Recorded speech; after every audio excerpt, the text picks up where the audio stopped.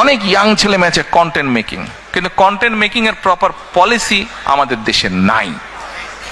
Content making এর proper policy নাই। এখন আমরা যদি সেই পলিসিগুলো কি কি হবে, আমরা যারা করে তাদের সাথে কথা বলছি, তারা ওই স্ট্রাকচারটা তৈরি করছে। অ্যাট দ্য সেম টাইম এই কন্টেন্টটা সে হয়তো এখন ছেড়ে দিচ্ছে, যখন অনলাইনে হয়তো $50 পাচ্ছে, সে 20 পাউন্ড সে পাচ্ছে, কিন্তু সেই 20 পাউন্ডটা আবার বিভিন্ন যে ইন্টারন্যাশনাল যেটা ফাইন্যান্স ট্রান্সফারের যে মিডিয়া সেটাও নাই, ফলে সে ডাইরেক্ট পাচ্ছে না। তার হয়তো বন্ধু বান্ধব লন্ডনে আছে, সে তার অ্যাকাউন্টে দিচ্ছে, ওখান থেকে আবার তাকে দেশে দিচ্ছে, এটাই হচ্ছে কিন্তু ফ্যাক্ট।